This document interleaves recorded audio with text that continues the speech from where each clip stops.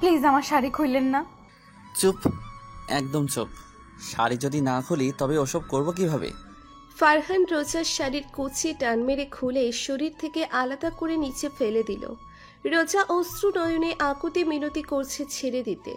শাড়ি থেকে শরীর আলাদা হতে লজ্জায় দুহাত বুকে চেপে ফারহানের পা জড়িয়ে ধরে বসে পড়ে। প্লিজ ক্ষমা করে দাও আমাকে।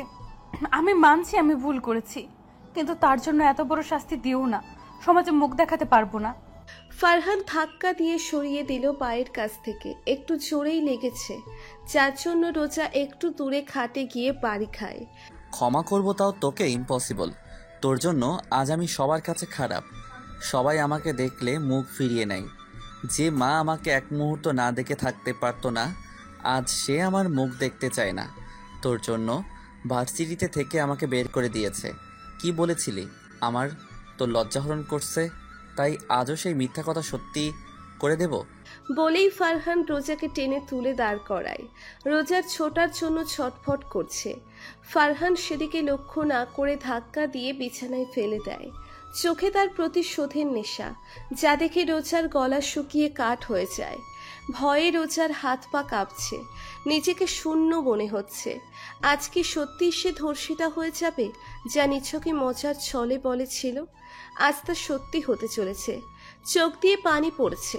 ও জানেই না ফারহানের সাথে এত কিছু হয়েছে সামান্য একটা কথা বলার জন্য। ও তো জাস্ট মজা করার জন্য এসব বলেছিল। আর সেই মজার জন্য যে কারো এত বড় ক্ষতি হয়ে যাবে ভাবতেও পারেনি। এই এক সপ্তাহে নানু বাড়ি ছিল রোজা, তাই ভার্সিটিতে কি হয়েছে ও জানে না। আজ ভার্সিটিতে পহেলা বৈশাখের অনুষ্ঠান ছিল, তাই শাড়ি পরে এসেছিল। কিন্তু ভার্সিটিতে যেতে পারিনি, তার আগেই কেউ ধরে নিয়ে আসে। সে আর কেউ না, ফারহান।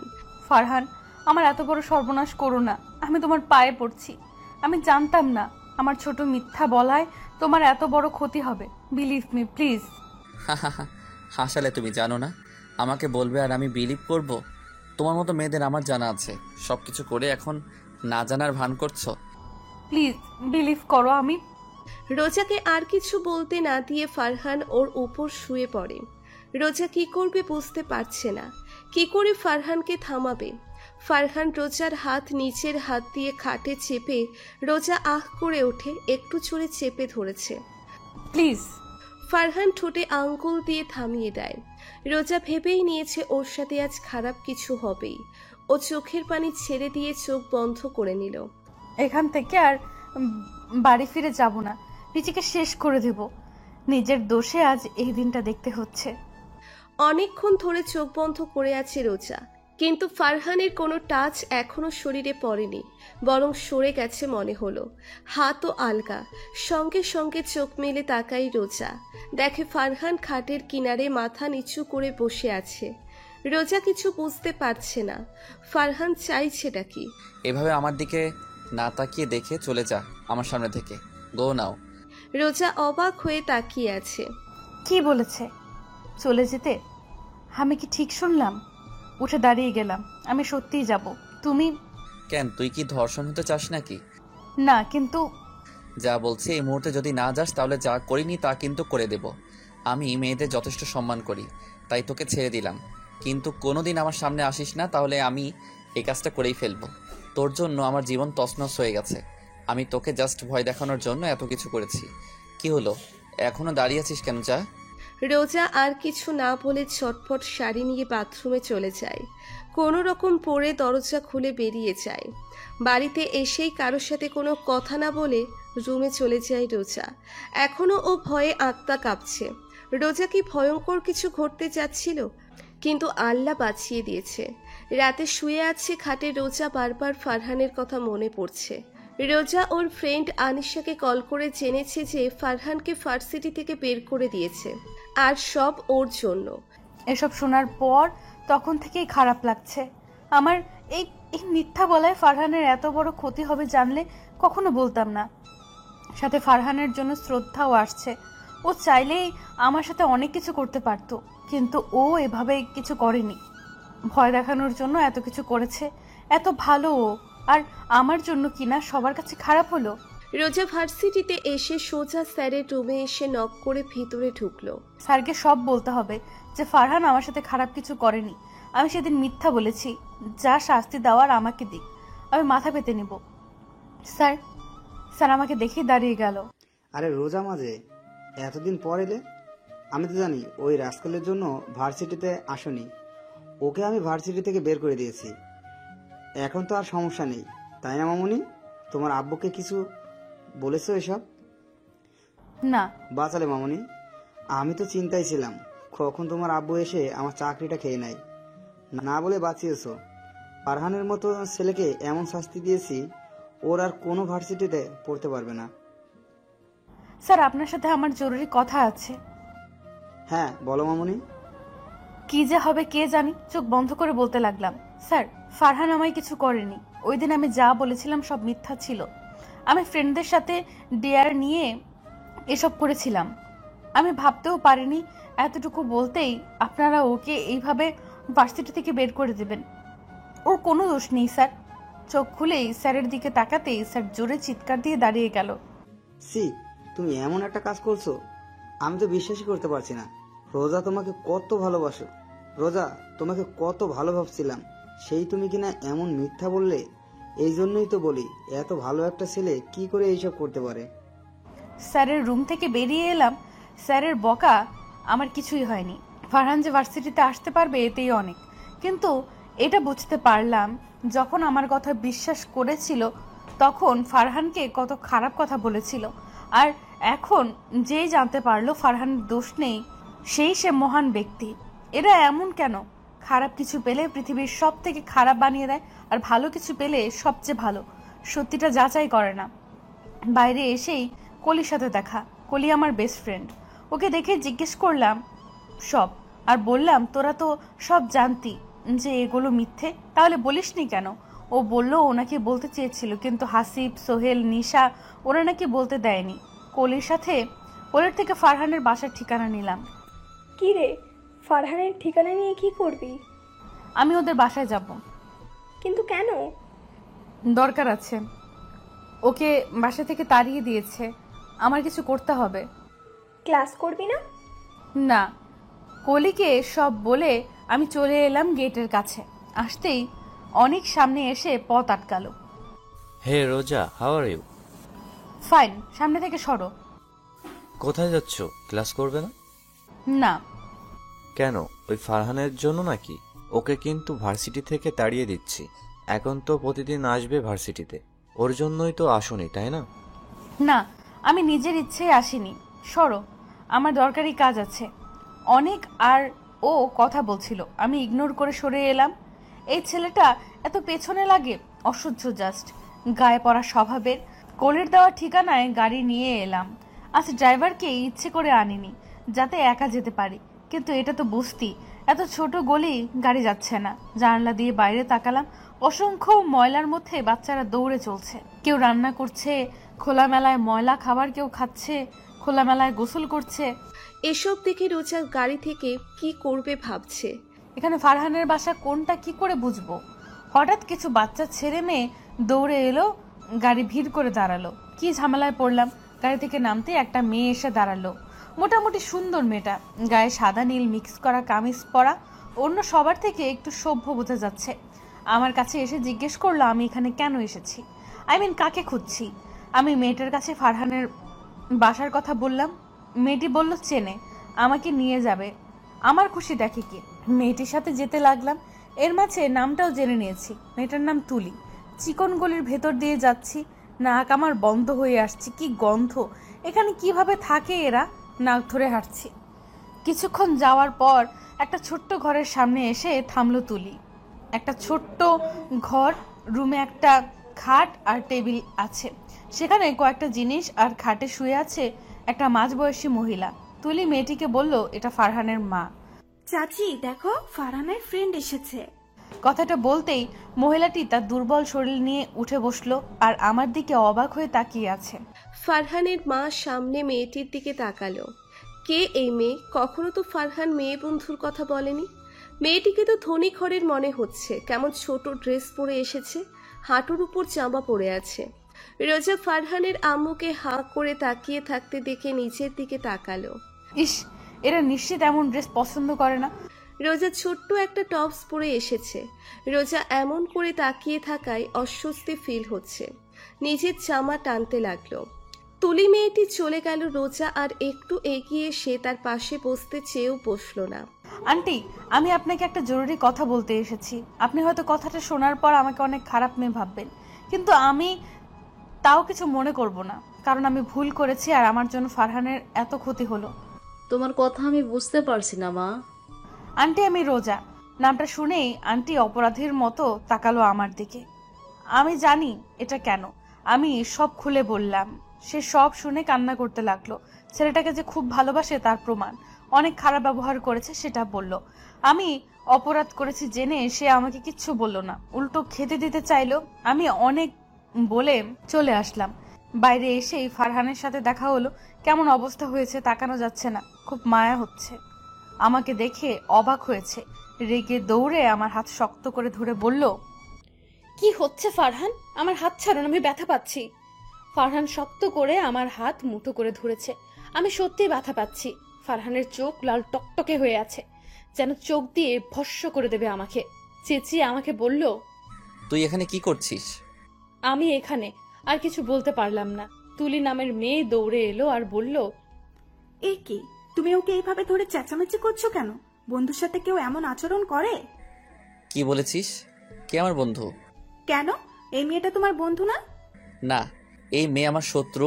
একে জানিস রোজা, যার জন্য আমার জীবন নষ্ট হয়ে গেছে, তাকে আমার বন্ধু ভাবছিস? কি বলছো? এসে কাল লাগেনি যে তোমার ভার্সিটির সবার সামনে বলেছে যে তুমি ওর লজ্জা হরণ করেছো ক্লাসের দরজা বন্ধ করে, যার জন্য তোমাকে ভার্সিটি থেকে তাড়িয়ে দিয়েছে? আর আমাকে কি মিথ্যে বলে কিনা তোমার ফ্রেন্ড, তাই তো চাচির কাছে নিয়ে গেছিলাম। মেয়েটা বাজেভাবে নানা কথা বলেই যাচ্ছে। আমি নাকি আর মিথ্যা বলার জন্য এসেছি এসব বলছে। ফারহানের চোখে নিজের জন্য শুধু ঘৃণা দেখতে পাচ্ছি। কেন জানি খুব খারাপ লাগছে, চোখ দিয়ে পানি পড়ছে। আমি তো সবাইকে সত্যিটা বলে এসেছি, আর ফারহান আমায় ভুল বুঝছে। আমার কোনো কথা না শুনে টেনে আবার বাড়িতে নিয়ে আসে আর চেঁচিয়ে ও মা মা করে ডাকতে লাগলো। ফারহানের মাও বেরিয়ে আসে। আস্তে আস্তে এসে আমার সাথে ফারহানকে দেখে বেশ অবাক হয়। ফারহান একের পর এক বাজে কথা আমার নামে বলে চলেছে। আন্টি রেগে তাকিয়ে আছে। আমি মাথা নিচু করে চোখের পানি ফেলছি। হঠাৎ ঠাস করে শব্দে চোখ উপরে তুলে থমকে গেলাম। আন্টি ফারহানকে চড় মেরেছে।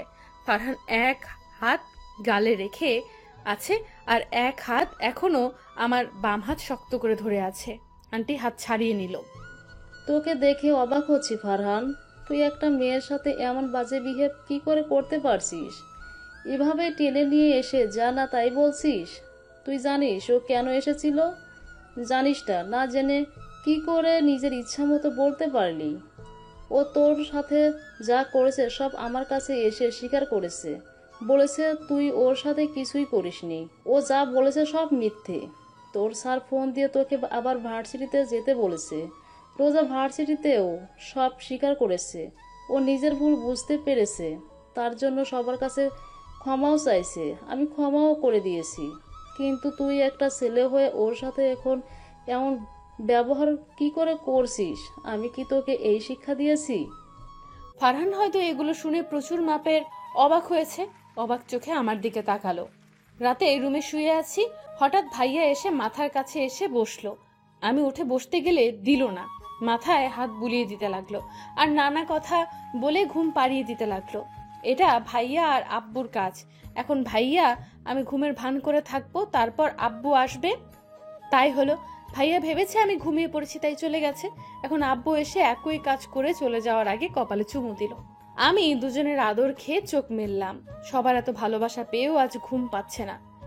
যদি জানতো ঘুম না আসা পর্যন্ত নড়তো না। তাই তো ভান করেছি ঘুমের। আমার নাম রোজা চৌধুরী। আব্বু আম্মু আর বড় ভাই দাদা দাদি নিয়ে আমাদের পরিবার। আব্বু বড় বিজনেসম্যান, টাকা পয়সার অভাব নেই বললেই চলে। সবার চোখের মনি আমি। ভাইয়া রায়ান চৌধুরী, আব্বু রাজীব চৌধুরী, আম্মু হেনা বেগম। ফারহানের কথা মনে পড়ছে, খুব দেখতে ইচ্ছে করছে। কেন জানি সেই দিনের পর থেকে সব সময় কেন জানি মনে পড়ে খালি আজ এত খারাপ বিহেভ করেছে, তবু আমার চোখ সরাতে পারছিলাম না। কষ্ট হলেও ভালো লাগছিল। পরদিন ভার্সিটি এসেই আশেপাশে খুঁজতে শুরু করে দিচ্ছে রোজা। সারা রাত ফারহানের কথা মনে পড়েছে, এখন না দেখতে পেলে পাগল হয়ে যাবে। হঠাৎ মনে পড়ল, ফারহান তো লাইব্রেরিতে থাকে, ওইখানে গিয়ে দেখি। ঠিকই লাইব্রেরিতে বসে আছে। রোজা গিয়ে তার সামনে বেঞ্চেতে বসে পড়ল। এক ধ্যানে পড়ে চলেছে। ফারহান আশেপাশের খেয়াল নেই। রোজা এক ধ্যানে তাকিয়ে আছে। ফারহানের গায়ের রং উজ্জ্বল শ্যামলা, লম্বা ঠিকঠাক, কালো শার্ট পরে আছে, এটাই অনেক মানিয়েছে। আমি গভীরভাবে পর্যবেক্ষণ করছিলাম। হঠাৎ ফারহান আমার দিকে তাকালো, কেমন যেন অদ্ভুতভাবে তাকালো, হয়তো আশা করেনি। হাই। ফারহান কিছু না বলে সরি বলল। আমি ইটস ওকে বলে দিলাম, কিন্তু ফারহান আর কথা বলল না। আমার আরো কথা বলতে ইচ্ছে হচ্ছে, কিন্তু সে আর কথা বলল না। বুঝে গেল এখনো অভিমানে আছে। ক্লাসে আমি সারাক্ষণ ফারহানের দিকে তাকিয়েছিলাম। ফারহান আর আমি কিন্তু একই ব্যাচ। তা নিয়ে আনিশা তো অবাক। আমি পড়ায় মনই বসাতে পারিনি। ছুটির পর দৌড়ে ফারহানের সামনে গিয়ে দাঁড়ালাম। সরি ফারহান, ওসব মনে রেখো না প্লিজ। এখন তো সব ঠিক, তাই না? কি বলো? আমি কিন্তু সব ঠিক করেছি। তার জন্য আমরা তো ফ্রেন্ড হতেই পারি, তাই না? ফারহান কিছু না বলে আমাকে ইগনোর করে চলে গেল। আমি অবাক চোখে তাকিয়ে আছি। হঠাৎ অনিক এসে সামনে দাঁড়ালো আর সারা রাজ্যের কথা বলতে লাগলো। আমি ইগনোর করে গাড়ি করে বাড়ি চলে এলাম। ক্যান্টিনে বসে আছি আমি, আনিশা আর কলি, তিনজন খাচ্ছি আর গল্প করে চলেছি। হঠাৎ খেয়াল করলাম ফারহান ক্যান্টিনে এসে বসলো, সাথে ওর বন্ধু জনি আছে, কিছু নিয়ে কথা বলছে। আমার কেন জানি ফারহানের সাথে কথা বলতে মন চাইলো। আমি উঠে দাঁড়ালাম খাওয়া রেখে। পেছন থেকে আনিশা বলল, কোথায় যাচ্ছি? আমি বললাম ফারহানের সাথে কথা বলতে। এটা শুনে দুজনে আমাকে নানা জ্ঞান দিতে লাগলো। কেন যাচ্ছি, কি কারণে, এখন গেলে ফারহান অপমান করবে, কাল ইগনোর দেখিয়ে চলে গেছে, সেই ঘটনার জন্য আমাকে ক্ষমা করেনি, নানা কথা। আমাকে তো যেতেই দেবে না, কিন্তু আমিও কম কিসে, আমি তো যাবই। আমার ফারহানের সাথে কথা না হলে কেমন একটা লাগে। ওদের কথা বাদ দিয়ে আমি এগিয়ে গেলাম। আমাকে এগিয়ে আসতে দেখে ফারহানের বন্ধু আর ফারহান আমার দিকে তাকালো। ফারহানের চোখে রাগ আর ওর বন্ধুর চোখে অবাক হওয়া। আমি তাদের চোখের ভাষা বুঝেও না বুঝতে পারার মতো ওদের সাথে বসে পড়লাম। হাই, কেমন আছো তোমরা? তুমি এখানে কি করছো? কি করব মানে, এখানে সবাই যা করতে এসেছে তাই। তাহলে এখানে এসেছো কেন? গল্প করতে। তুমি কি পাগল? তোমার মতো মেয়ের সাথে আমি গল্প কেন করতে যাব? আর কালকেও দেখছি কথা বলতে আসছো বারবার, আবার এখন তুমি কি চাইছো? কিছু না, জাস্ট ফ্রেন্ডশিপ করতে। আর তুমি আমার সাথে খারাপ বিহেভ কেন করছো? আমি ভুল করেছি, তার শুধরেও নিয়েছি, এখন তাহলে এমন কেন করছো? তুমি যাবে এখানে থেকে। আমি কারোর সাথে ফ্রেন্ডশিপ করব না। অন্য কারোর সাথে না, আমার সাথে করো। শত হলেও রাজি তো দূরে থাক। আর কথা বলতে পারলাম, এত ইগো অসহ্যকর। আমি একাই কথা বললাম, আমার সাথে জনি কথা বলল, কিন্তু ফারহান আর কিছু বলেনি। ছুটির পর গেট দিয়ে বাইরে আসতেই ভাইয়ার সাথে দেখা। আমি গাড়িতে না গিয়ে ভাইয়াকে জিজ্ঞেস করলাম, এখানে কি করছে? বলল, এখান দিয়ে যাচ্ছিলাম, তাই ভাবলাম তোর সাথে একসাথে যাই। ও চলো। দুজনে বাড়ি চলে এলাম। পরদিন রোজা ভার্সিটিতে যেতেই অনেক সামনে এসে হাঁটু গেড়ে বসে পড়লো। রোজা ব্রু কুচকে তাকিয়ে আছে। ব্যাপারটা ওর বুঝতে অসুবিধা হচ্ছে। কি রে, তুই এইভাবে বসে আছিস কেন? রোজা, আমি অনেকদিন ধরে কথাটা বলবো ভাবছি, কিন্তু সাহস হয়ে ওঠেনি। আজ আর থাকতে পারলাম না। I love you. আমি তোকে অনেক ভালোবাসি। হোয়াট? অনেক উঠে আমার হাত ধরে বলতে লাগলো, প্লিজ রাজি হয়ে যা, আমি তোকে ছাড়া বাঁচতে পারবো না।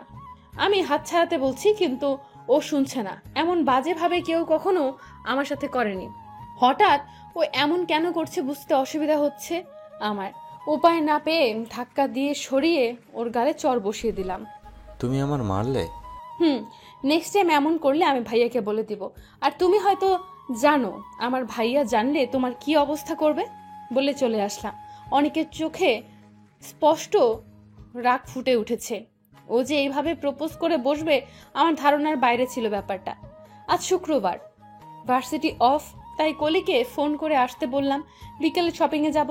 4টার দিকে বেরিয়ে পড়লাম। শপিং করে বের হয়ে গাড়িতে উঠতে যাব, তখন খেয়াল করলাম একটা মহিলা রাস্তায় পড়ে আছে, দূর থেকে মুখ দেখা যাচ্ছে না। আমি আর কলি এগিয়ে গেলাম।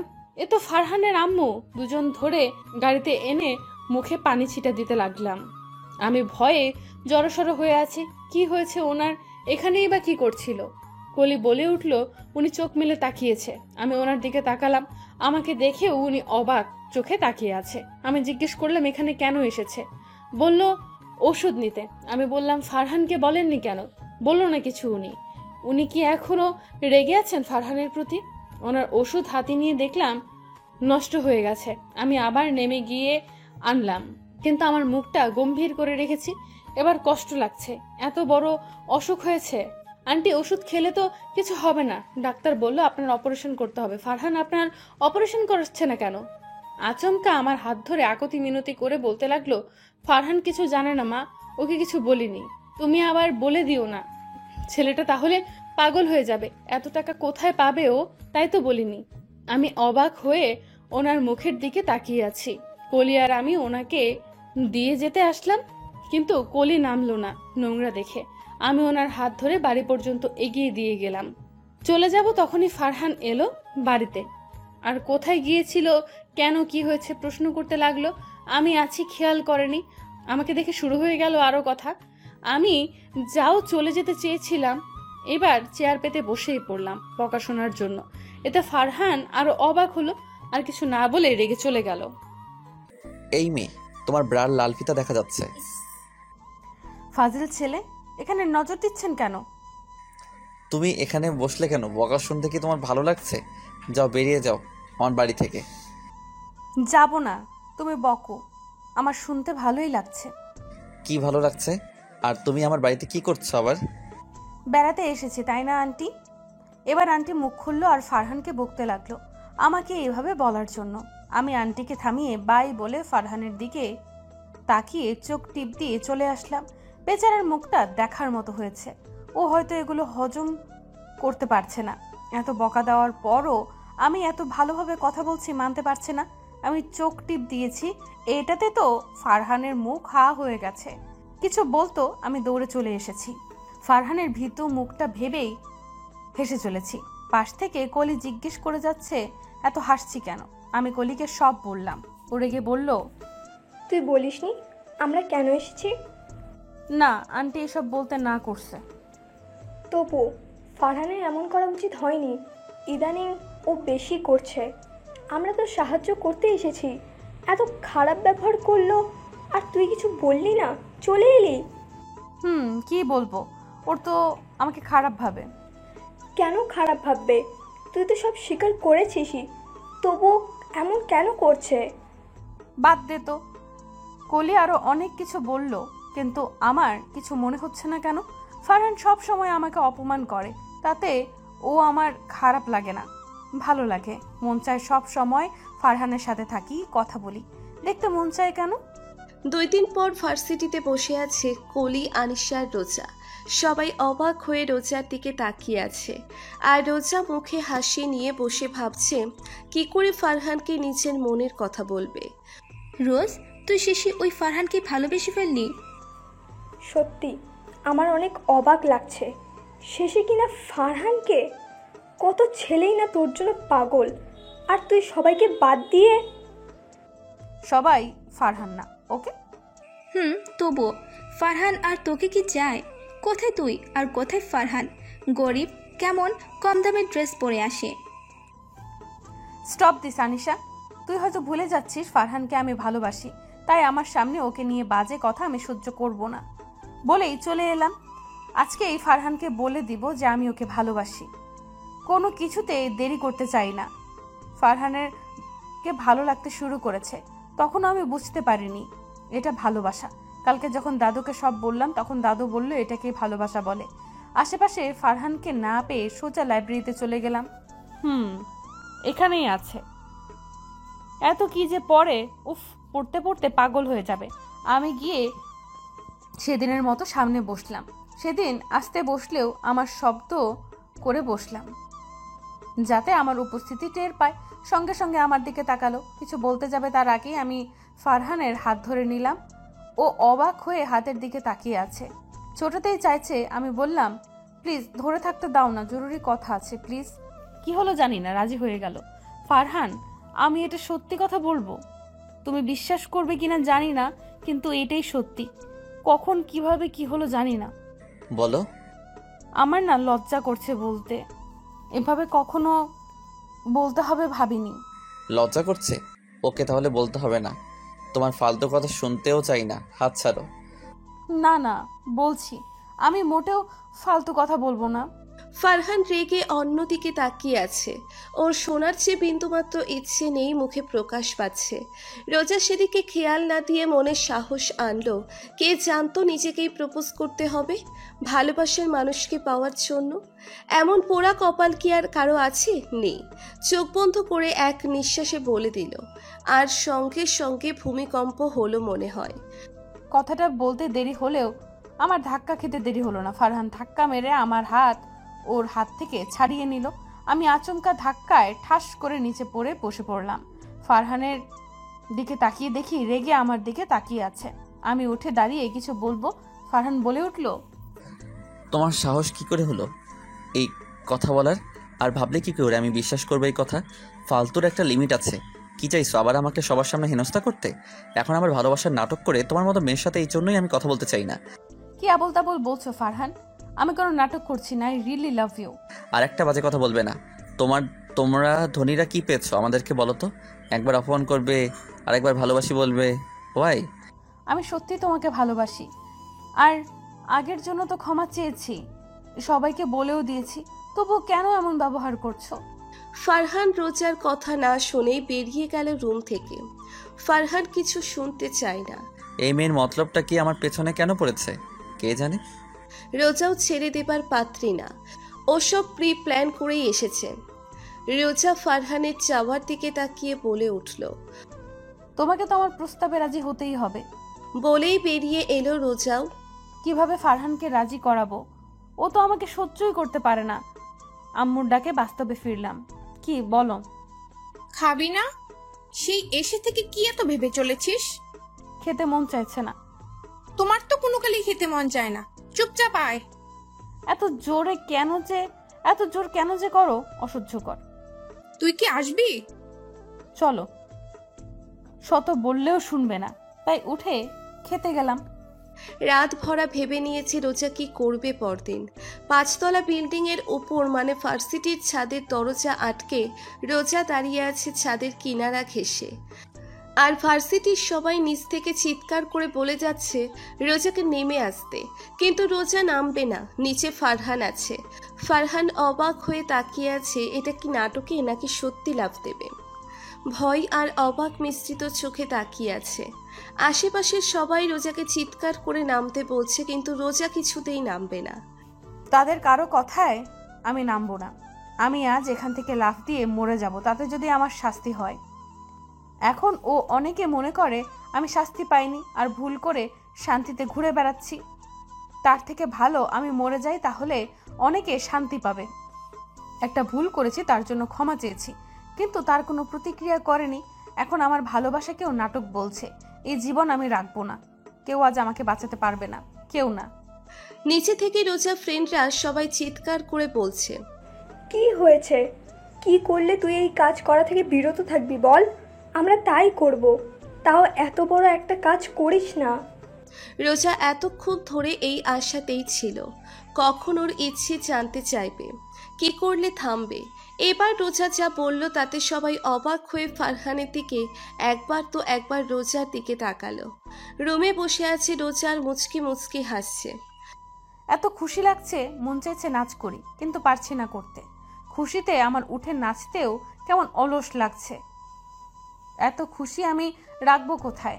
উফ, মুহূর্তটার কথা মনে পড়তেই কেমন সারা শরীরে শিহরণ বয়ে যাচ্ছে।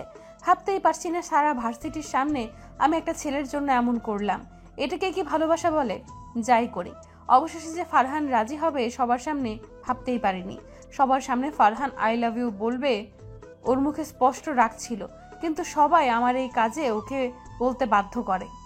আমি তো সেই খুশিরে ভাবেই বলুক বলেছে তো। কথাগুলো ভাবছি আর মুচকি মুচকি হাসছি।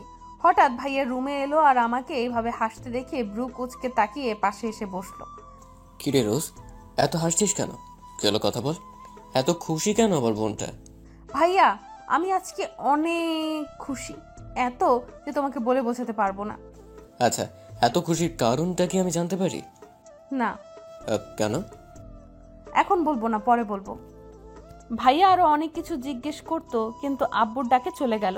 যাওয়ার আগে ভাইয়া আমার মাথায় টোকা মেরে চলে গেল। 1 মাস চলে গেছে ফারহানের পেছনে পড়েছি, কিন্তু ওর দিক থেকে খুব কমই সাড়া পাই। ও যে আমাকে ভালোবাসে না বোঝা যায়, কিন্তু আমি হাল ছাড়ছি না। ভার্সিটি গিয়ে আমি ওর পেছনে পড়ে থাকি, একসাথে বসি, কিন্তু সেই মাথায় বসবে, আমি ঘেঁষলেই দাঁড়িয়ে পড়বে। কোন জ্বালা! স্যাররা সবাই তো জানে আমার আর ওর কথা, তাই কেউ কিছু বলে না, কিন্তু দাঁড়িয়ে পড়লে রেগে উঠে দাঁড়ায়। আর তা নিয়ে স্যারের বকাফ্রি। ভার্সিটি শেষে ফারহানকে খুঁজছি, নেই, সারা ভার্সিটিতে নেই। আমি আর কিছু না ভেবে গাড়িতে উঠে বসলাম। ফারহান যে লুকিয়ে আছে আমি জানি। আমিও আজ কিছু বলবো না, কারণ আজ সোজা ওর বাড়িতে চলে যাব। যা ভাবা তাই করলাম, কিন্তু এসে এখানে আমি ভয় পেয়ে গেলাম। আন্টি খাটের নিচে পড়ে আছে, উঠতে চাইছে, পারছে না। আমি দৌড়ে তার পাশে গিয়ে বসে পড়লাম। আন্টি, তোমার কি হয়েছে? আন্টিকে ধরে খাটে উঠিয়ে বসালাম। আন্টির মাথা ধরে বসে রইলাম, কিছু বলতে পারলো না কিছু সময়। আন্টি, কি হয়েছে তোমার? পড়লি কি করে? ওই মাথাটা একটু ঘুরে উঠেছিল। তুমি ফারহানকে কিছু বলনি? না রে, ওকে বলা যাবে না এইসব, তুইও বলিস না। কি বাজে বকছো? তোমার শরীর এত দিন ধরে খারাপ, ওকে কিছু বলনি কেন?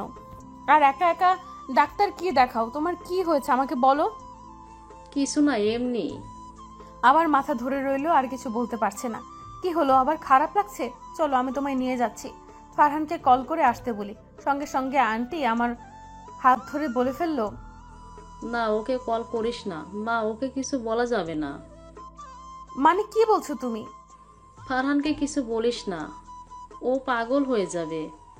তাই বলে আন্টির জোরাজোরিতে আর কিছু বললাম না, কিন্তু আন্টিকে জোর করে হাসপাতালে নিয়ে গেলাম। আর নিয়ে যা শুনলাম তাতে আমার পায়ের নিচের থেকে মাটি সরে গেল। গাড়িতে বসে আছি, কিছু বসতে পারছি না। আমার রাগ, অভিমান, কষ্ট সব হচ্ছে। আন্টির দিকে তাকাতেই আমার হাত মাথায় রাখলো। আমি অবাক হয়ে তাকিয়ে আছি। আমার মাথায় হাত রেখে বল, তুই ফারহানকে কিছু বলবি না এই ব্যাপারে?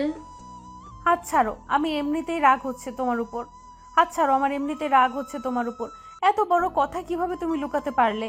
এখন আবার ফারহানকে বলতে না করছো। তোমার কিছু হলেও বাঁচবে কি করে? তোকে নিয়ে বাঁচবে, আমি কি আর সারা জীবন থাকবো নাকি? একদিন তো মরতেই হবে, সেটা না হয় আগেই। তুমি খুব খারাপ আন্টি, খুব খারাপ। বলে আন্টিকে জড়িয়ে ধরলাম। এত কষ্ট হচ্ছে বলে বোঝাতে পারবো না। আন্টি এমন একটা কথা কিভাবে না বলে থাকতে পারলো? আগে বললে কিছু করা যেত, কিন্তু এখন আর কোনো পথ খোলা নেই। আন্টির মাথায় টিউমার হয়েছে, যা অনেক দিন ধরে। আন্টি হাসপাতালে একা এসে জেনেছে। তখন অপারেশন করলে ঠিক হতো, টাকার জন্য করেনি। কিন্তু এখন আর সময় নেই, যে কোনো সময় তার সময় শেষ হবে, যা ডাক্তার বলেছে। ফারহান এসব জানলে কি করবে? ওকে সামলাবো কি করে? আবার আন্টির মাথায় হাত রেখে প্রতিজ্ঞা করালেও কোন ঝামেলায় পড়লাম? আমি কোন দিকে যাব? ফারহানের সাথে মজা আর করলাম না। বাড়ি চলে এলাম আন্টিকে বাড়ি পৌঁছে দিয়ে। রাতে নিচে আর খেতে যাইনি। খাওয়া থেকে মন মানসিকতা আমার হয়ে ওঠেনি। আন্টির কথা ভাবলেই বুকের ভেতর দুমড়ে মুচড়ে যাচ্ছে। এই কয়দিনে আন্টির সাথে অনেক সময় পার করেছি, অনেক ভালো সম্পর্কও তৈরি হয়েছে। সব সময় মা বলে কথা বলে। তার কিনা সময় শেষ হয়ে আসছে রে। কোন সময় ডাক্তার বলেছে উনি এই আছে আর এই নেই, সময় একদম শেষ পর্যায়ে। ডাক্তারকে কত বললাম আপনার যত টাকা লাগে আমি দেব, একটা চেষ্টা করেন, কিন্তু ডাক্তার একেবারে না করে দিয়েছে। আগে হলে এটা ঠিক করা সম্ভব ছিল, কারণ তখন টিউমারটা ছোট ছিল। মাথায় অপারেশন করাটা এমনিতেই রিস্ক, তবুও চেষ্টা করলে আশা করা যেত। কিন্তু এখন ওইটা আকারে বড়র সাথে ফেটে উঠেছে। এখন মাথা ব্যথা বেশি, এই জন্যই হয়েছে। ফারহান এসব জানলে কি করবে কে জানে। আন্টি মাথায় হাত রেখে আমার মুখ বন্ধ করে দিল। কি করে হারিয়ে যাবে সবাইকে, একদিন মরে যেতে হবে। কিন্তু তবুও মানতে এত কষ্ট কেন হয়? বাইরে থেকে দরজা ধাক্কা দিচ্ছে আম্মু। রোজ, দরজা খোল, তুই খাবি না? দেখ 10টা বাজে। আর কতক্ষণ ওয়েট করব সবাই? আম্মু আমি বলেছি তো আজ খাবো না, প্লিজ আমাকে ডেকো না, তোমরা খেয়ে শুয়ে পড়ো। এসব কি কথা রোজ? খাবি না কেন? কি হয়েছে? অসুখ হলো নাকি? দরজা খোল, আমার কিন্তু চিন্তা হচ্ছে। আম্মু একটু বললে এত বেশি কেন বোঝো তুমি? আর আমার কোনো অসুখ হয়নি, এমনি ভালো লাগছে না। মার যাওয়ার নাম নেই, সে নানা কথা বলেই চলেছে। অবশেষে আর না পেরে দরজা খুলে দিলাম, আম্মুকে জড়িয়ে ধরে রইলাম কিছুক্ষণ। এমন বিহেভে আম্মু আরো আতঙ্কিত হয়ে নানা কথা বলতে লাগলো। আমি কিছু না বলে বুকে মাথা রেখে চুপ করে রইলাম। আম্মুকে অনেক বুঝিয়ে পাঠিয়ে দিলাম। আম্মু চলে যাবার পর আমি ফারহানকে কল করলাম। কি নো রিসিভ? এই ছেলেটা কখনো সঙ্গে সঙ্গে আমার ফোন রিসিভ করে না, আজও না। কিন্তু আমিও কম কিসে, ফোন দিয়েই চলেছি, না ধরা অবধি থামবো না। অবশেষে ফোন রিসিভ হলো। হ্যালো। বলো। এত দেরি হলো কেন ফোন রিসিভ করতে? ধরিনি তাই। ধরনি কেন? কথা বলতে চাইনি তাই। ফারহান একটা সত্যি কথা বলবে? বলো। তুমি আমাকে একটুও ভালোবাসো না? না। সঙ্গে সঙ্গে উত্তরটা দিল। সব সময় ফারহান এমন করেই কথা বলে, কিন্তু কখনো কষ্ট হয় না। আজ খারাপ লাগছে, মনে হচ্ছে জোর করে আমি ভুল করেছি। গলা দিয়ে কথা বের হচ্ছে না। ও পাশ থেকে ফারহান হ্যালো হ্যালো বলে ফোন কেটে দিচ্ছে, আর দিতে ইচ্ছে হচ্ছে না, তবুও দিলাম। কথা বলো না, আবার ফোন দিছো কেন? ফারহান আন্টির খেয়াল রেখো, কাছে থেকো। আমি আমার মার খেয়াল রাখবো কিনা সেটাও কি তোমার থেকে শুনবো? না, আসলে আন্টি অসুস্থ তো, তাই চিন্তা হচ্ছে। তুমি জানলে কি করে? এই রে, কি বলতে কি বলে ফেলেছি। আজ যে গিয়েছিলাম সেটা তো বলা যাবে না। আমি ফট করে ফোন কেটে দিলাম। পরদিন ফ্রাইডে, আজকে ভার্সিটি অফ। সারাদিন কোনোভাবে কাটিয়ে দিলাম আর ডিসিশন নিলাম ফারহানকে সব জানিয়ে দেব। এমন সময় না জানালে ও আরো বেশি কষ্ট পাবে। কিন্তু ফোনে না, ভার্সিটিতে গিয়ে সামনে বসে ভালো করে বলবো। সকালে উঠে আগেই ভার্সিটিতে চলে গেলাম। প্রতিদিন দেরি হলেও আজ আগেই আসছি। এ পর্যন্ত সব না জানাতে পার, আমি শান্তি পাবো। আন্টি যাই বলুক, আমার জানিয়ে দেওয়াটাই ঠিক হবে, কারণ মায়ের সম্পর্কে ফারহানের সব জানা উচিত। তাহলে আন্টির অনেক সেবা করতে পারবে, পরে নিজেকে সান্ত্বনা দিতে পারবে। কিন্তু এটা পরে জানলে কষ্ট অনেক বেশি পাবে। সারা ভার্সিটি খুঁজে পেলাম না, বসে আছি, আসছেও না। আমি অনেক আগে এসে পড়েছি ভার্সিটি, এখনো ফাঁকা। আস্তে আস্তে সবাই আসছে, কিন্তু ফারহানের দেখা নেই। আর না পেরে ফোন লাগালাম, কিন্তু বরাবরের মতো রিসিভ হচ্ছে না। একের পর এক দিয়েই চলেছি, বিরক্ত হয়ে ফোন রেখে দিলাম, কিন্তু রিসিভ হলো না। দেখলাম ক্লাসের স্যার আসছে, দেখেই ক্লাস রেখে বেরিয়ে এলাম। আনিশা আজ আসেনি। হঠাৎ ফোন বেজে উঠলো, দেখলাম ফারহান। খুশি হয়ে রিসিভ করলাম। ফারহান, এসব কি? তুমি ফোন কেন রিসিভ করছো না? আর ভার্সিটিতে আসোনি, আজ কোথায় তুমি? খুঁজে পাচ্ছি না কেন? আজও লুকিয়ে আছো? প্লিজ সামনে এসো, আমার অনেক জরুরি কথা আছে তোমার সাথে। রোজা, আমি ফারহান না, জনি। জনি, তুমি কেন ফারহানের ফোন ধরেছো? ফারহানের কাছে দাও। ফারহান ফোন ধরতে পারবে না, ও সেই অবস্থাতে নেই। মানে? তারপর যা শুনলাম আমার পায়ের নিচ থেকে মাটি সরে গেল। একদিনও গেল না, কালকে সব জানিয়ে দেওয়া উচিত ছিল। এখন ফারহানকে সামলাবো কি করে? বাড়ি এসে আন্টির দেওয়া কাগজ নিলাম, এবার বেরিয়ে পড়লাম। উদ্দেশ্য ফারহানের বাড়ি। এখানে এসেই গাড়ি থেকে নেমেই তুলি বলে মেয়েটাকে দেখলাম। আমাকে দেখে কেমন রাগি চোখে তাকালো, কি বলবো ইগনোর করে চলে গেল। বুঝলাম না ব্যাপারটা কিছু। আমি দ্রুত গতিতে এগিয়ে বাড়িতে প্রবেশ করলাম। কিছু মহিলা চিৎকার করে কাঁদছে, কেউ বলছে খুব ভালো ছিল, না কথা বলছে না, কিভাবে মরলো না কিছু। আমি খুঁজে জনিকে পেলাম। জনি আমাকে ফারহানের কাছে নিয়ে গেল। কি অবস্থা হয়ে গেছে! ছেলেরা যে এত কাঁদতে পারে জানতাম না। কখনো কোনো ছেলেকে এভাবে কাঁদতে দেখিনি। ছেলেরা অনেক কষ্টে হয়, কাঁদে না, কিন্তু ফারহান কাঁদছে বাচ্চাদের মতো। আমি ফারহানের কাছে এগিয়ে গিয়ে কাঁধে হাত রাখলাম। ও শান্তভাবে আমার দিকে তাকালো, কিন্তু বেশিক্ষণ শান্ত রইল না। তেজি হয়ে কঠিন করে তাকিয়ে উঠে দাঁড়ালেও ওর আমার কাছে রাগের কারণটা বুঝলাম না। কিছু জিজ্ঞেস করার আগেই আমার গালে চর বসিয়ে দিল। ঘটনা আকস্মিক। আমি হতভম্ব হয়ে গেলাম। ছল ছল চোখে তাকিয়ে আছি ফারহানের দিকে। ও আমাকে মারলো। কখনো কেউ আমার গায়ে হাত তুলেনি, আজ ফার্স্ট ফারহান আমার গায়ে হাত তুললো। যাকে এত ভালোবাসি তার থেকে এটা আমি আশা করিনি। কি করেছি আমি যার জন্য এমন কাজ করলো? আমি তোর কষ্টের জন্য এমন পাগলের মতো ছুটে এসেছি, আর ওই আমাকে কষ্ট দিল। গালে হাত দিয়ে চোখ ভর পানি নিয়ে তাকিয়ে আছি। ফারহান যা বলল তা শুনে আমার পায়ের নিচের মাটি সরে গেল। আমি নাকি আন্টির ক্ষতি করেছি, আমাদের রিলেশনের কথা আন্টিকে জানিয়েছি, আর তা আন্টি মানেনি, আমাকে অপছন্দ বলেছে, তাই আমি নাকি তাকে অপমান করেছি। আমার অপমান সহ্য করতে না পেরে সে অসুস্থ হয়ে আমি নাকি তখন হসপিটালে নিয়ে যাই, তারপর গলির মোড়ে নামিয়ে দিয়ে চলে যাই। আমি নাকি আন্টির মৃত্যুর জন্য দায়ী। এক নিঃশ্বাসে কথাগুলো চিৎকার করে বলল ফারহান। গাল থেকে হাত নামিয়ে অবাক হয়ে শুনছি। এসব কি বলছে পাগলের মতো? আমি কিছু বলতে যাব, পাশ থেকে তুলি বলে উঠল, এই মায়াটা ভালো না আমি আগেই জানতাম, হুটহাট চলে আসে। আমি তো শুনলাম চাচির লোকে কি জানি কথা কইবার নইছে, হঠাৎ দেখলাম চাচিরে ধইরা নিয়ে যাইবাই লইছে গাড়ির কাছে। আমি আসবো কিন্তু তার আগেই গাড়ি চইলা গেল। আবার দেখি একটা ঔষধ হাতে দিয়া মায়াটা চইলা গেল। প্রথম দিন তো ভালোই ভাবছিলাম, কিন্তু এখন দেখি কত সেনা। একদমে কথাগুলো বলছে, কি থেকে কি বলছে আমার মাথায় ঢুকছে না। মেয়েটা যে চরম মিথ্যে ফারহানের কানে দিয়েছে সেটা বুঝতে পারছি। ফারহান আমার কথা শুনো, ওর কথা বিলিভ করো না। ও কি আবল তাবল বলছে, তুমি আমার কথা শোনো। না, আমি তোমার কোনো কথা শুনবো না। তুমি এই মুহূর্তে বেরিয়ে যাও। তোমার জন্য আমি আমার মাকে হারিয়েছি। জোর করে আমাকে রিলেশন করতে বাধ্য করেছো সারা ভার্সিটির সামনে। আবার আমার মাকে সব বলে কষ্ট দিলে কেন বলো? কেন আমার জীবনটা নরক করে দিলে? কেন? কি ক্ষতি করেছিলাম আমি? তোমার সাথে দেখা হওয়ার পর থেকে আমার জীবনটা এলোমেলো হয়ে গেল, সব শেষ হয়ে গেল। তুমি আমার জন্য একটা অভিশাপ। কেন মাকে সব বললে? কেন? আমার মা ছাড়া আর কেউ নেই। এখন আমি কি করে থাকবো এই ঘরে? মা ছাড়া আমি বড় একা, বড় একা। জনি, ওকে চলে যেতে বলো। ও এখানে থাকলে আমি কি করে ফেলবো নিজেও জানি না। ফারহান আমার কথা না শুনে এত অপমান করলো, খুব কষ্ট পেলাম। যেখানে আমার দোষই নেই তার জন্য শাস্তি পাচ্ছি। না, আর কখনো ফারহানের কাছে আসবো না। ও কি বলল আমি ওর জন্য অভিশাপ? না, এই অভিশাপ হয়ে আমি আর আসতে চাই না।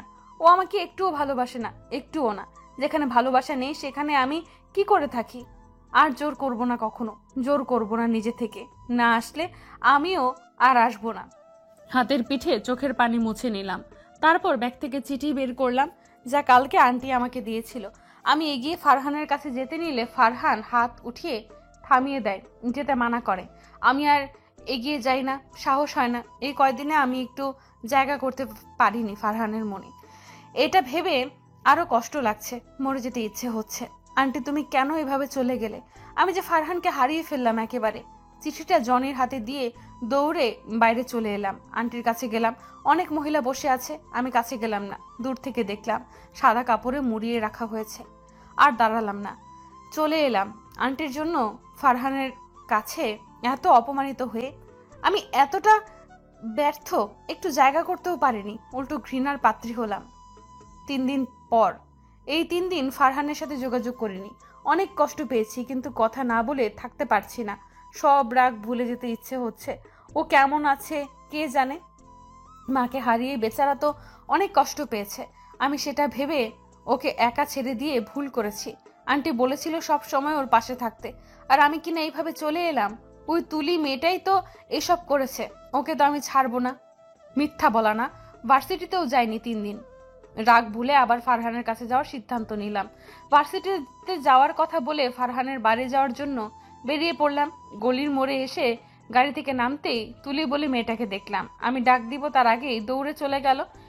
এমন বিহেভে অবাক হয়ে তাকিয়ে আছি তুলির যাওয়ার দিকে।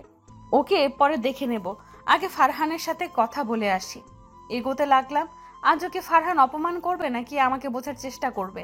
বাসায় ঢুকেই জনির সাথে দেখা হলো। জনি আমাকে দেখেই দৌড়ে এলো। আমার অপেক্ষায় ছিল এমন তার হাবভাব। আমি ব্রু কুচকে তাকিয়ে আছি। রোজা, তুমি এসেছো? আমি জানতাম তুমি আসবে, রাগ করে থাকতে পারবে না। ফারহানের এমন সময় তোমাকে ওর সবচেয়ে বেশি প্রয়োজন, কিন্তু সেই তুমি এলে না এতদিন। এর জন্য ফারহানই দায়ী, কিন্তু ফারহান ওর ভুল বুঝতে পেরেছে। তুমি রাগ করে থেকো না প্লিজ। মাকে হারিয়ে ও বোঝার ক্ষমতা হারিয়ে ফেলেছিল। তখন তুলি ওইসব বলল তোমার নামে, যা খুব সহজে বিশ্বাস করে নিয়েছিল। আর যার জন্য এত কথা শুনিয়েছে, পরে কষ্ট পেয়েছে। কারণে ও মুখে স্বীকার না করলেও ও তোমাকে ভালোবাসতো, কিন্তু তোমাকে জানতে দিতে চায় না, তাই ইগনোর করত। ও ভাবতো ও তোমার যোগ্য না।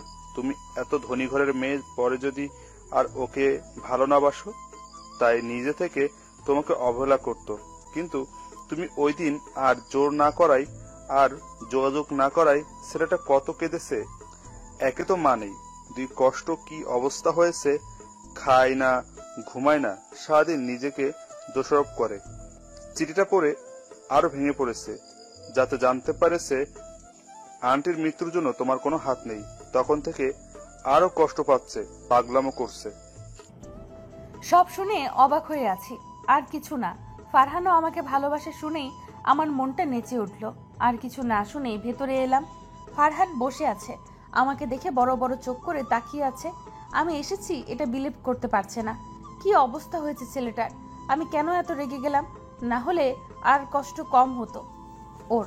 আমি এগিয়ে যাওয়ার আগেই ফারহান এগিয়ে এলো আর আমার হাত ধরে একটা কথাই বলল।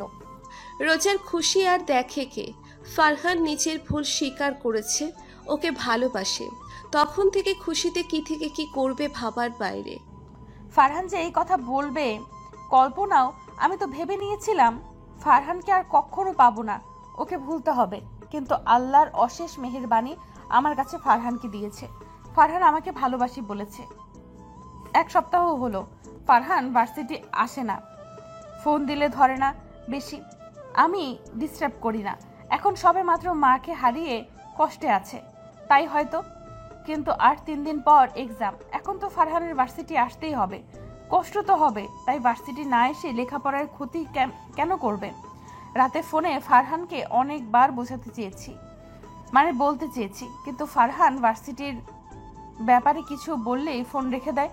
তাই আর ফোনে না, সরাসরি ওর বাড়িতে চলে যাব। ভার্সিটির জন্য তৈরি হয়ে বেরিয়ে পড়লাম। গাড়িতে উঠে স্টার্ট দেব, ভাইয়া এসে গাড়িতে বসলো। আমি স্টার্ট দেওয়া বাদ দিয়ে অবাক হয়ে তাকালাম। কিরে এভাবে তাকিয়ে আছিস কেন? তাড়াতাড়ি ছাড়, আমার অফিসে লেট হয়ে যাচ্ছে। মানে কি তোর লেট হচ্ছে? তো তুই এখানে উঠছিস কেন? তোর গাড়ি কই? সেটা খারাপ হয়েছে, কাল অফিস থেকে আসতে খারাপ হয়ে গেছে। আমি তো অটো করে বাড়ি এসেছি, ঠিক হয়নি। আজ তোর সাথেই যেতে, অফিসের রাস্তা তো তোর ভার্সিটির দিকেই, তাই তোকে রেখে আমি গাড়ি নিয়ে চলে যাব। তারপর ড্রাইভারকে দিয়ে পাঠিয়ে দিবনি, গাড়ি নিয়ে আসবে। রোজার কপালে কুচ পড়ল। কোন জ্বালা! আজকে ভাইয়ার গাড়ি নষ্ট হতে হলো। আমি তো ভার্সিটি যাব না, এটা তো আর ভাইয়াকে বলা যাবে না। এখন ভার্সিটি গেলে অনেক সময় লস হয়ে যাবে। কি করি এখন? হঠাৎ বুদ্ধি এলো রোজার মাথায়। আচ্ছা ভাইয়া, তুমি আমার গাড়ি নিয়ে চলে যাও। চলে যাব মানে? তুই যাবি না? না। না মানে কি? তোর না পরীক্ষা চলে এসেছে, এখন অফ দেওয়া ঠিক না। চুপচাপ চল, আমি সাথে গেলে সমস্যা কি? সমস্যা না তো ভাইয়া, আমি বলতে চাইছি তুমি চলে যাও। আমার জন্য কেন দেরি করবে? ভার্সিটি থামবে, আর আমি তো জোরে চালাই না। আমি বরং আজ লোকালেই চলে যাই। না, একদম না, লোকালে যাওয়া দরকার নেই। কাল আমি বুঝেছি কি বাজে অবস্থা তোর, কষ্ট হবে, আর আমার তোর জন্য লেট হবে। জোরে চালাস না তো, আমি ড্রাইভ করি, তুমি পাশে বসো। না ভাইয়া, আমার লোকালে যেতে প্রবলেম নেই তো। তুমি যাও না গাড়ি নিয়ে, আর পাঠাতে হবে না, আমি ঠিক চলে আসবো, প্রবলেম হবে না। ভাইয়া কিছুতেই আমাকে রেখে যাবে না, কিন্তু আমি কোনোভাবেই যাব না ভাইয়ার সাথে। আমার সাথে প্রেরণা উঠে ভাইয়া চলে গেল গাড়ি নিয়ে, আর আমি চললাম গাড়ি খুঁজতে। দাঁড়িয়ে আছি তো আছি, কোনো গাড়ি পাওয়া যায় না। এইভাবে অন্যরা চলে কিভাবে? কোনোভাবেই গাড়ি পেলাম না। আগে যেতে চাইলে এই অবস্থাই হয়। বাসায় চলে এলাম। আম্মু আমাকে দেখে অবাক হয়ে জিজ্ঞেস করলো কি হয়েছে। সব বললাম। সব শুনে আম্মু আমাকেই বকলো, যাইনি ভাইয়ের সাথে। তাই আম্মুকে চুপ করিয়ে জিজ্ঞেস করলাম এখন যাব কি করে, সেই সাজেশন দাও। আম্মু ভেবে বলল, স্কুটিটি নিয়ে যা। হঠাৎ স্কুটির কথা বলাতে আমি লাফিয়ে উঠলাম। আমার তো মনেই ছিল না আব্বু এবার জন্মদিনে গাড়ি দিয়েছে, তাই আর স্কুটির কথা মনেই নেই। 6 মাসের মতো হয়ে গেছে ওইটা ধরিনি। আম্মুকে জড়িয়ে ধরে চুমু খেয়ে বেরিয়ে গেলাম। রফিক চাচাকে বলে সেটা বের করে আনলাম। কি অবস্থা হয়েছে! মাকড়সার জালে ভরে আছে, ধুলো ময়লা লেগে আছে। যখন ব্যবহার করতাম কত যত্ন করা হতো, এখন নতুন পেয়ে এটাকে একেবারে অবহেলায় ফেলে রেখেছি। দেখেই খারাপ লাগছে। এটা আব্বু যখন গিফট করেছিল কত খুশি হয়েছিলাম, কত স্মৃতি আছে এই স্কুটিতে, অথচ এখন এটাকেই ভুলে গেছি। মানুষ সত্যিই স্বার্থপর। নতুন ভালো কিছু পেলেই পুরনো জিনিসকে অবহেলা করতে থাকে। রফিক চাচাকে বলে পরিষ্কার করতে লাগলাম, আমিও করছি সাথে। অবশেষে শেষ হলো। পানি দিয়ে মোছা হয়েছে, যার জন্য আবার আগের মতো সুন্দর লাগছে। দেখি মুখে হাসি ফুটে উঠল। ফারহানদের বাসার গলি দিয়ে আজ বাইক ঢুকছে, কারণে গাড়ির মতো তো আর বাইক বড় না। আমি নেমে হাত দিয়ে নিয়ে যাচ্ছি। হঠাৎ তুলিকে চোখে পড়ল। মেয়েটা এখনো আমাকে খেয়াল করেনি। দেখেই বাইক রেখে ওর হাত ধরে টেনে আনতে লাগলাম। আচমকা টানাতে ভয় পেয়ে আমার দিকে তাকালো আর আমাকে দেখে অবাকের সাথে ভয় পেয়ে গেল। হয়তো হাত ধরা না থাকলে ছুটে পালাতো, কিন্তু সে সুযোগ নেই। আমি যে হাত শক্ত করে ধরে রেখেছি। আমার হাত ছাড়েন, এমন করে টানছেন কেন? আমি কিছু না বলে বাইকের কাছে এনে হাত ছাড়লাম না, দাঁড়ালাম। আমারে এনে আনলেন কেন? তোমার সাথে আমার জরুরি কথা আছে তুলি। আমার আপনার লগে কোনো কথা নাই, আমার হাত ছাড়েন কইতাছি। সরি, হাত ছাড়তে পারবো না। আমাকে দেখে ভয় পাচ্ছ কেন আর লুকাচ্ছ কেন? কনে আমি লুকাইলাম আর ভয় পামো কেন? আমনে বাঘ না ভাল্লুক যে ভয় পামো? আমারও তো সেই কথা, ভয় পাও কেন? আমি কি বাঘ নাকি ভাল্লুক? আই মিন তুমি যা বললে আমিও তাই বললাম। আমার দিকে তাকাচ্ছ না কেন? ভয় না বলে পাও না? Okay good. তা কিছু সত্যি কথা বলবে? কোন? তুমি কি ফারহানকে ভালোবাসো? সঙ্গে সঙ্গে মেয়েটি আমার দিকে তাকালো। কি হলো বলো, তুমি ফারহানকে ভালোবাসো নাকি ফারহান তোমাকে, নাকি দুজন দুজনকে? কি কোন আপনি? আমার কথার জবাব দাও। আমি জানি তুমি ফারহানকে লাইক করো, তাই তো আমার নামে মিথ্যা বলে আমাকে ফারহানের জীবন থেকে সরাতে চাইছিলে। আপনি কেমনে জানলেন? আমি জানি সব। বলো, আমি সত্যি বলেছি না? না, আপনি সত্যিই কোন। নয় ফারহান ভাইও আমার ভালোবাসে, কিন্তু আপনি জোর করে তারা আমার থেকে কায়রা নিতেছেন, তাই তো ওইগুলো বানাইয়া কইছি। ও, ফারহানও তোমাকে ভালোবাসে, কিন্তু আমাকে তো কখনো এই কথা বলে নাই। বললে আমি তোমাদের বিয়ে দিয়ে দিতাম। আচ্ছা, নো টেনশন। এখন যেহেতু জেনে গেছি, বিয়ে আমি দিয়ে দিব। তার আগে ফারহানের কাছে জেনে নিই। মানে? আর কিছু না বলে তুলিকে নিয়ে ফারহানের বাড়ির দিকে যেতে লাগলাম। ফারহান, তোমার বউ নিয়ে এসেছি। ফট করে কথাটা বলে উঠল রোজা। আচমকা এমন অদ্ভুত কথা শুনে ফারহান বসা থেকে উঠে দাঁড়ালো, সাথে চোখ মুখে বিস্ময়। তার কি বলছে? রোজা পাগল হলো নাকি? মানে কি সব বলছো? আমি ঠিকই বলছি ফারহান। এই যে তুলি তোমার ভালোবাসা, বউ বলেছে আসলে বিয়েটা তো হয়নি, কিন্তু চিন্তা করো না। আমি যখন একবার জেনে গেছি তোমরা দুজন দুজনকে ভালোবাসো, আমার জন্য সেটা প্রবলেম হচ্ছে, তাই আমি ভেবেছি তোমাদের বিয়ে দিয়ে দেব। তুলি, তাই না? তোমার এখন বিয়ে করতে প্রবলেম নেই তো? তুলি নতুন বইয়ের মতো মাথা নিচের দিকে দিয়ে আছে, লজ্জায় নিচের দিকে থেকেই বলে উঠল, আমার তো সমস্যা নেই, কিন্তু মাকে বলতে হবে তো। আমি কিছু বলবো? ফারহান চিৎকার করে বলে উঠল। রোজা কি সব আবল তাবল বলে চলেছ? আমি বিয়ে করব আবার ভালোবাসি তুলিকে? কি এসব? কি মানে, তুমি জানো না ফারহান? না, আমি তুলিকে কেন ভালোবাসবো? আর বিয়ে তাও তুলিকে? তোমার মাথা ঠিক আছে? আমার মাথা তো ঠিকই আছে। তুমি তুলিকে ভালোবাসো না? না, তুলিকে আমি ভালোবাসতে যাব কেন? এসব আজগুবি কথা কে বলেছে তোমাকে? কে আবার? তুলি তো বললো তোমরা নাকি ভালোবাসো দুজন দুজনকে, আমার জন্য নাকি। তুলি এসব বলেছে? তুলি, তুই এসব কথা রোজাকে বলেছিস? না মানে আসলে ভাইয়া। কি না মানে করছিস? এসব মিথ্যা কথা কেন বলেছিস? সেদিন রোজার নামে মিথ্যে কথা বলেছিলি, সেদিন ক্ষমা করেছিলাম। আবার মিথ্যা কথা বলেছিস আজকে? তোকে আমার হাত থেকে কেউ বাঁচাতে পারবে না। খুব বার বেড়েছিস তুই।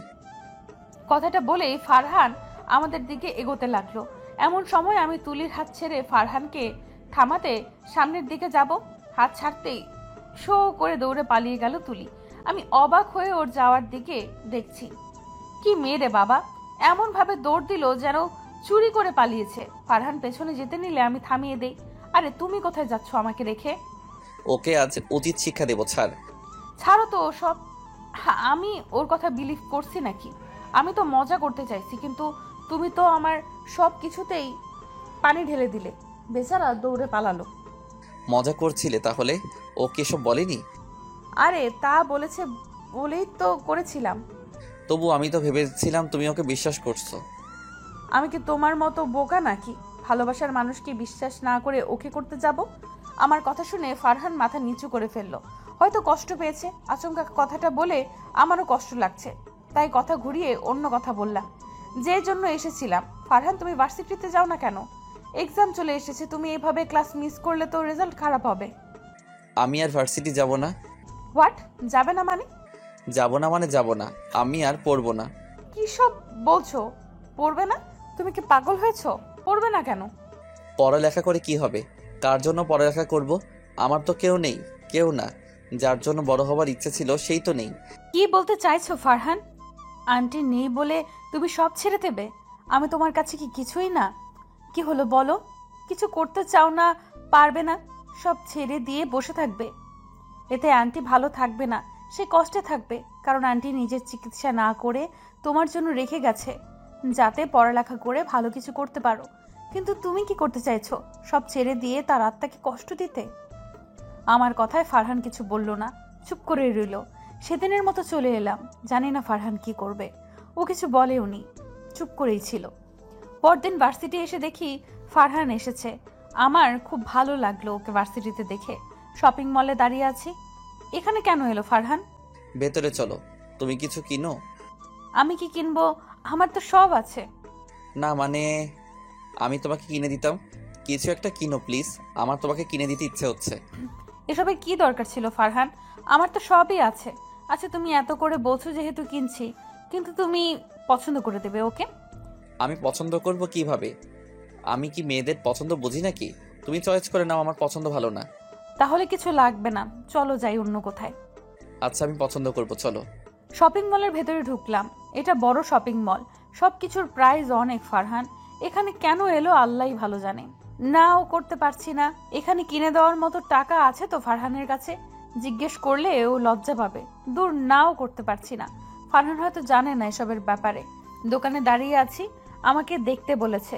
আমি চুপ করে ডায়মন্ডের দোকানে দাঁড়িয়ে আছি। ফারহান এখানে এনে দাঁড় করিয়ে রেখেছে আমাকে। কিছু পছন্দ করো। আমরা অন্য কোথাও যাই, চলো। এখানে কিছু ভালো না। কি বলছো রোজা? এখানকার সবকিছুই তো সুন্দর, একটা পছন্দ করো না। সুন্দর আমার ভালো লাগে না, অন্য কোথাও থেকে কিনে দিও। এখান থেকে চলো না প্লিজ। দূর, বুঝছো না আমি পছন্দ করছি। দাঁড়াও। ফারহান একটা আংটি এনে আমার হাতে দিয়ে দেখালো। বলল, আমি কৃত্রিম হাসি মুখে ঝুলিয়ে রেখেছি, এখনই ফারহানের হাসিটা চলে যাবে। চলে গেল। প্রাইস জানতে চাইতেই ফারহানের হাসি মাখা মুখ কালো হয়ে গেল। আমি টেনে ওকে বাইরে নিয়ে এলাম। ফারহান মুখ কালো আর লজ্জা পেয়েছিল। সেদিন আর আমার দিকে ঘুরেও তাকায়নি। ওরা জানতো না ওইটা এত দামি হবে, আমি শিওর। কিন্তু ফারহান ওখানে গেল কেন? ফারহানকে পরে বলেছিলাম, ফারহান তুমি আমাকে ডায়মন্ডের দোকানে কেন নিয়ে গেলে? তুমি তো জানো ওগুলোর দাম অনেক। আর এত দামের জিনিস আমি কি চেয়েছি তোমার কাছে? আমাকে তুমি কিছু দিতে চাও ভালো, সেটা যে দামেরই হোক না কেন আমি সেরা বলে গ্রহণ করব। দামের বিচার করে নয়। ভালোবাসার মানুষের দেওয়া যে কোনো উপহার আমার কাছে স্পেশাল। ফারহান মাথা নিচু করে আমার কথা শুনে মুগ্ধ চোখে তাকিয়ে যা বলল, তাতে আমার রাগ ৭ আসমানে চলে গেল। অনেক এসব বলেছে আমাকে এখান থেকে গিফট করার জন্য। গিফট করার বুদ্ধি অনেক ফারহানকে দিয়েছে, কিন্তু সামনে রাগ প্রকাশ করিনি। ভার্সিটি বসে আছি, ফারহান এখনো আসেনি। আমি ইচ্ছা করে আগে এসেছি। অনেককে আজ আচ্ছা মতো অপমান করব। ওর জন্য সেদিন ফারহানের মুখ কালো করেছিল। সিটে বসে কথা ভাবছি, পাশে কলি আর আনিশাও আছে। কথা বলছি না বলে জ্বালাচ্ছে। কিছু বলবো অমনি অনেক গেল ক্লাসে। আমি উঠে অনেক যে সিটে বসলো, আমিও গিয়ে বসলাম। হঠাৎ আমাকে নিজের পাশে বসতে দেখে অবাক চোখে তাকালো। এত অবাকের কিছু হয়নি অনেক, তোর সাথে জরুরি কথা আছে তাই চলে এলাম। আমার সাথে তোর জরুরি কথা? তুই যা শুরু করেছিস একদম ঠিক করছিস না। ফারহানকে এসব বলে আমার মন থেকে নিজের জন্য ভালোবাসা একটুও কমবে না। নেক্সট টাইম আলতু ফালতু কিছু ফারহানকে বললে আমি তোকে দেখে নেব। ওর উত্তরের আশা না করেই আমি চলে এলাম। আনিশা আর কলি তো আমাকে এভাবে কথা বলতে দেখে অবাক হয়ে তাকিয়েছিল। আমি কাছে যেতেই জিজ্ঞেস করতে লাগলো কি হয়েছে, সব খুলে বললাম ওদের। 3 জন বসে এসব বলছি, ওরা তো অনেকের উপর রেগে গেল। একটু পরেই ফারহানও চলে এলো। আমার দিকে একবার তাকিয়ে জনিদের সাথে বসে পড়লো। অনেকেরই আজকেই ক্লাস শেষ, 2 দিন পর এক্সাম। ছুটির পর ফারহান আমাকে নিয়ে ভার্সিটি থেকে একটু এগিয়ে একটা পার্ক আছে ছোটখাটো, সেখানে নিয়ে এলো। বেঞ্চেতে বসে আছি। ফারহান আর একদিন আছে এক্সামের। তুমি কিন্তু ভালো করে পড়বে। পড়ালেখা তোমাকে ভালো করে করতে হবে, নয়তো আব্বু তোমার কাছে আমাকে বিয়ে দেবে না। চলো এখানে বসে থেকে সময় নষ্ট না করে বাড়ি যাও। হুম। হুম বলেও ফারহান উঠছে না। কি হলো, উঠো তোমাকে? বলে একটা প্যাকেট বের করলো। আমি ব্রু কুচকে তাকিয়ে আছি। এটা কি ফারহান? তোমার জন্য কিনেছিলাম, দেখো তো পছন্দ হয় কি না। বেশি দামি না। আবার দাম নিয়ে পড়লে? তুমি আমাকে কিছু দিলে, এটাই তো অনেক ফারহান। দামে কি আসে যায়? তোমার দেওয়া যা কিছু আমার জন্য খুব স্পেশাল, কারণ তোমার দেওয়া গিফট, এতে তোমার ভালোবাসা মিশে থাকবে। দাও তো, কি আছে এতে? বলে প্যাকেট হাতে নিলাম। Wow Payel, so nice Farhan, আমার খুব পছন্দ হয়েছে। ফারহান রোজার দিকে তাকিয়ে আছে। রোজা হাসি মুখে পায়েল দেখছে, তারপর ব্যাগে ভরে নিল। সত্যি পছন্দ হয়েছে নাকি আমাকে খুশি করতে মিথ্যে বলছো রোজা? সত্যি আমার খুব পছন্দ হয়েছে। তোমাকে কেন খুশি করতে মিথ্যা বলবো? পছন্দ না হলে বলে দিতাম। চলো এবার। দুদিন পুরো দমে পড়তে লাগলাম। কথা কম, পড়া বেশি। রাতে কিছু সময় কথা বলি, কিন্তু আমি পড়ার কথা বেশি বলি। পরীক্ষা শেষ হতে লাগলো। পরীক্ষা ভালোই হয়েছে। শেষ পরীক্ষা দিয়ে বাড়ি দেরি করে আসলাম, আর সেদিন আমার জন্য নতুন চমক অপেক্ষা করছিল। ফারহানের ব্যাপারে বাড়িতে সবাই সবকিছু জেনে গেছে, কিন্তু কি করে আব্বুকে আমি পরে ধীরে সুস্থে বলতে চাইছিলাম, কিন্তু কেউ খুব বাজেভাবে বলেছে।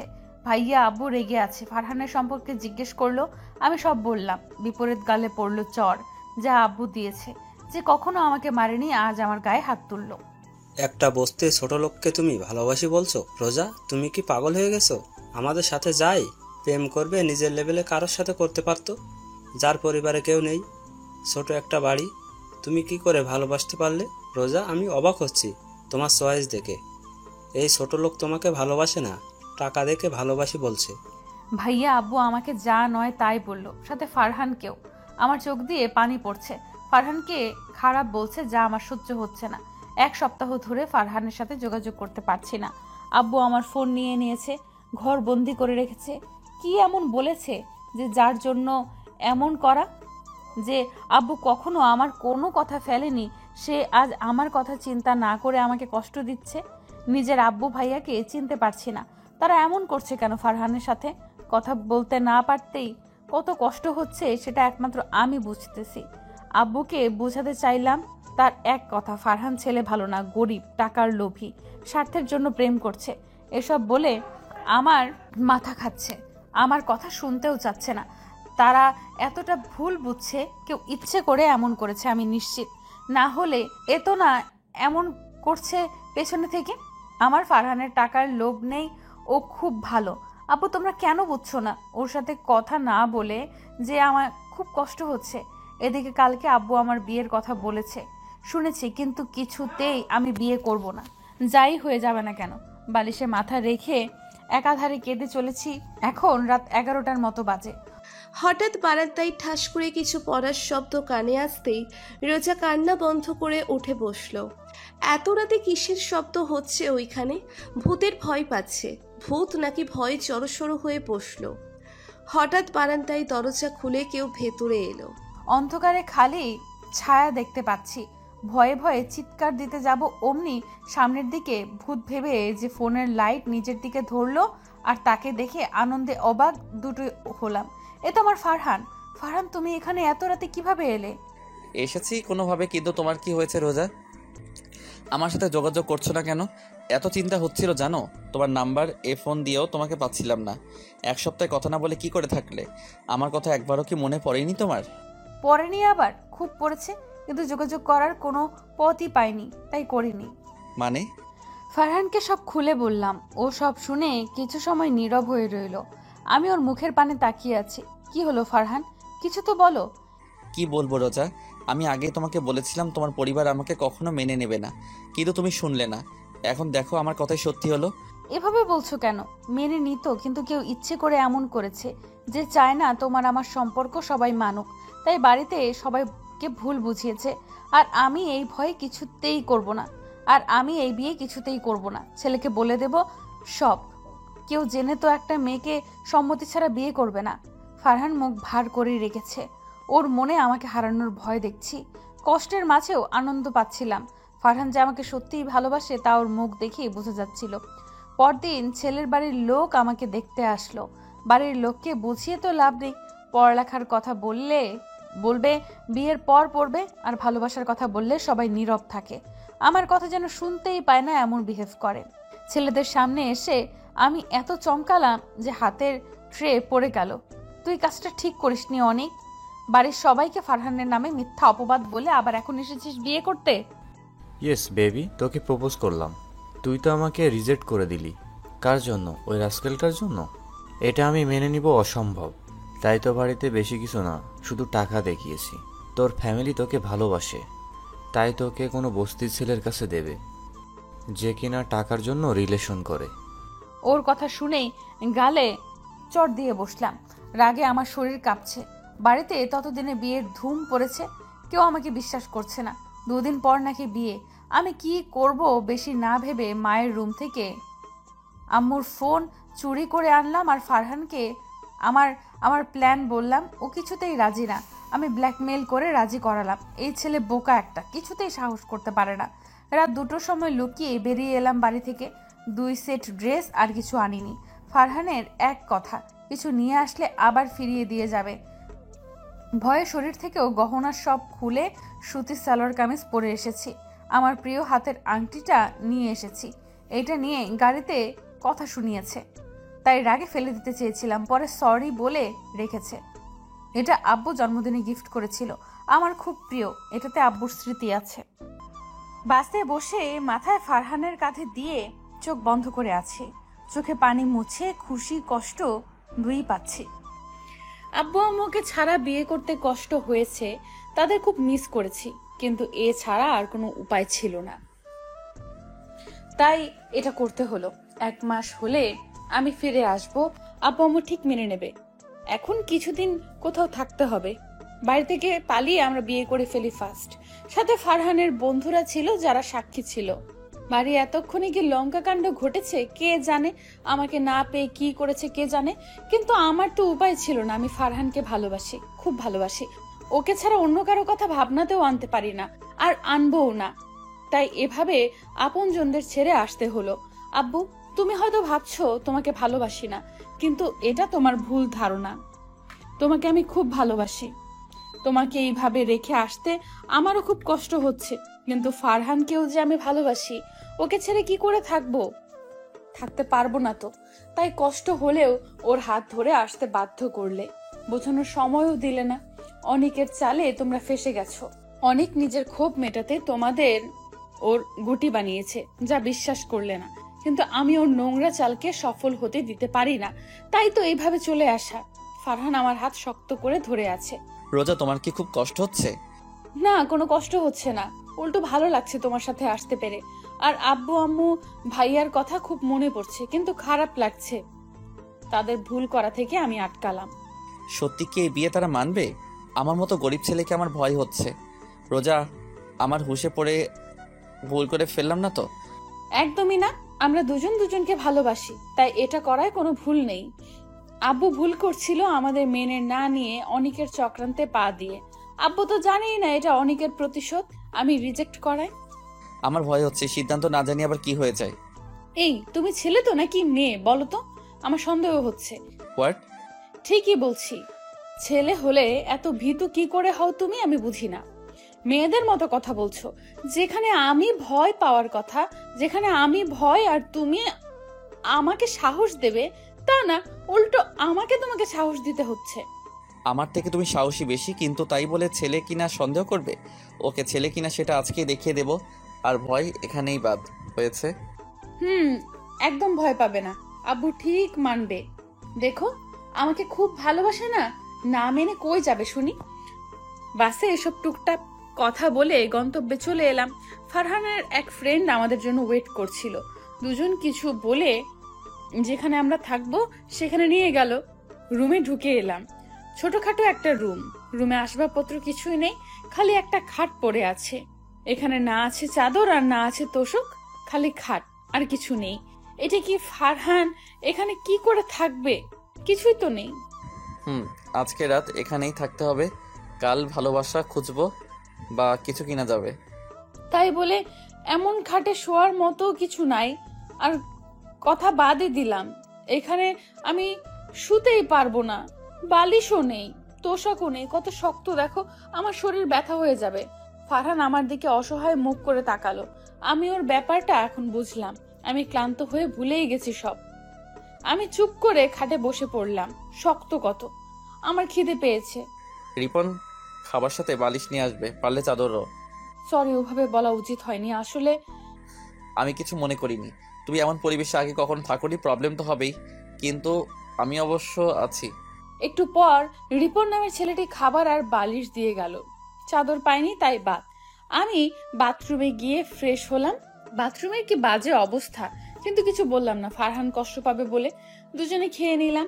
আমি খেতে বসে বেশি খেয়ে ফেলেছি, টেরই পাইনি অনেক খিদে পেয়েছিল। পাশে ফারহান যে না খেয়ে বসে আছে খেয়ালই করিনি। যখন খেয়াল হলো খাওয়া বাদ দিয়ে ফারহানকে দিলে আমাকে আগে খেতে বলে। আমি জোর করে এক লোকমা মুখে দিয়ে দিতেই ফারহানের চোখে পানি চলে আসে। আমার জন্য তোমাকে কষ্ট করতে হচ্ছে রোজা, আমি তোমার যোগ্য না। দেখো তুই কত ভালো খাবার খাও, আর আমি কি খাওয়াচ্ছি, আর থাকার জন্য ভালো। আর বলতে না দিয়ে ওর মুখ চেপে ধরেছিলাম। তোমার এই খাবার আমার অনেক বেশি ভালো লেগেছে, দেখছো না কেমন তোমায় না দিয়ে খেয়ে নিচ্ছিলাম। আর নিজেকে কখনো অযোগ্য ভাববে না, তুমি আমার জন্য পারফেক্ট, তাই তো তোমার হাত ধরে এসেছি, বুঝেছো? বালিশ হলেও বিছাবো কি? আমি ব্যাগ থেকে ওড়না বের করে বিছানাতে লাগালাম। খাটের কোনায় বসে আছে আর আমার সামনে ফারহান যুদ্ধ করছে। এইটা যে সেই যুদ্ধ না, রান্নার যুদ্ধ। সকালে উঠে রান্নার জিনিস কিনতে গিয়েছিল ফারহান, রান্না করার সব কিছু এনেছে, প্রয়োজনীয় সব কিছু এনেছে। তারপর যখন রান্না নিয়ে আমাকে বলেছিল, কিন্তু আমি তো জীবনেও রান্নাঘরেই ঢুকিনি, কি করে করব? তারপর নিজেই করতে বসেছে। কিন্তু ও যে রান্নায় কাঁচা দেখেই বসে যাচ্ছে। তরকারি নিয়ে যুদ্ধ, এবার এনেছে মাছ, সেটা কি করবে ধরে বসে আছে। এদিকে এমন নাকানি চোবানি দেখে অনেকক্ষণ হাসি চেপে বসেছিলাম। সেই মাছটা ফাল দিয়ে হাত থেকে পড়ে গেল, আর আমি কি গলা ফাটিয়ে হাসিয়ে উঠলাম। ফারহান আমার দিকে একটু অসহায় করে বোঝায় হেল্প করতে। ফারহান, তোমাকে কে বলেছিল মাছ আনতে বলো তো? আমি ভেবেছিলাম তুই মনে হয় সব পারো। এখন কি করবে বলো? আমার খিদে পেয়েছে তো, পেট ব্যথা করছে। একে তো রান্না করতে পারি না, তার উপর মাছ। তুমি ভাবতে পারো মাছটা কি করবো? আমি তো কাটতে পারছি না, কেউ যদি একটু দেখিয়ে দিত। আসলে কি করা যায়? আমি উঠে দাঁড়াতেই দরজায় টোকা পড়লো। আমি গিয়ে দরজা খুলে দেখি একটা মহিলা দাঁড়িয়ে আছে। কি গো করো বউ, দেখতে এলাম। খেয়েছো কিছু? তোমার স্বামী না বলে খাবার আনতে গেছে, সে এসেছে কি? বলতে বলতে সে ভেতরে চলে এলো। আমাদের পাশের রুমে তারা থাকে। ফারহান যখন বাইরে গিয়েছিল মহিলাটি এসে আমার সাথে পরিচিত হয়েছে, এখন আবার এলো কেন? রুমে ঢুকেই এক প্রকার চিৎকার দিয়ে উঠলো। আমি ভাবনা বাদ দিয়ে অবাক হয়ে ওনার দিকে তাকালাম। হায় হায়, এগুলো কি তুমি স্বামীরে দিয়া কাজ করাইতাইছো? কেন, কি হয়েছে? এগুলোর কেমন কাজ? আল্লাহ, কি দিন আইলো, বউ বসে আছে, স্বামী মাছ কাটে। বাবা, তুমি তো দেখি কাটতে পারো না, ভুল হচ্ছে, তোমার বউরে দাও। এই সব তোমার কাজ? কি বলছেন? আমাকে দেবে কেন? আমি কি পারি নাকি? আমি পারি না বলেই তো ফারহান কাটছে। আর এই বিচ্ছিরি গন্ধের মাছ আমি কখনো কাটবো না। হায় হায়, কি বলো? আজকালকার বউ গো, কি ঢং গো, তুমি কাটতে পারো না তো বিয়ে করছো কেন? তখন তো ভালো। আপনি কিন্তু আমাকে অপমান করছেন। আমি যে সব পারবো এমনও তো না। আপনি বেরিয়ে যান এখান থেকে, যান বলছি। কি গো বাবা, তুমি এখনো নিয়ে বসে আছো? আমি তারে জোর করে রুমের বাইরে এনে দরজা আটকে ফেললাম। ফারহান দেখেছো কত অপমান করলো, অসভ্য মহিলা একটা। তখন এসেও একাই 100 কথা বলে গেছে, আবার এখন। রোজা, কথা বলো না আমার। আর কিছু বলার আগে ফারহান আহ করে উঠলো, হাত ধরে ফু দিচ্ছে। এটা দেখেই রোজা ফারহানের কাছে এসে বলল, কিন্তু বেশিক্ষণ থাকতে পারলো না, গন্ধে দম আটকে আসছে। সরে দাঁড়িয়ে, কি হয়েছে ফারহান হাতে তোমার? দেখো কেটে গেছে, তোমাকে বললাম না কথা কম বলো। হোয়াট? তাড়াতাড়ি হাত ধুয়ে এসো, মাছ কাটতে হবে না। এ মা, কাটা শেষ। আমি এর জন্যই বলেছিলাম হোটেল থেকে আনতে, কিন্তু তোমার কাছে তো টাকা নাই। আমি টাকা আনতে চাইছিলাম, তুমি তো রাজি হলে না।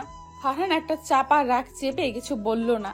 ও চায় না অন্যের টাকা নিতে, তাই আনতে না করেছে। সামান্য গন্ধের জন্য রোজা আমার হাত কেটেছে, চেনেও কাছে এলো না।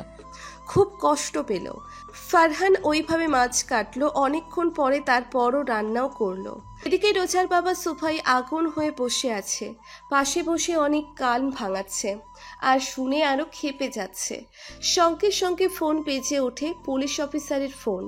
আশা নিয়ে রিসিভ করলেও আশাহত হতে হলো, কারণ তারা রোজার খোঁজ দিতে পারেনি।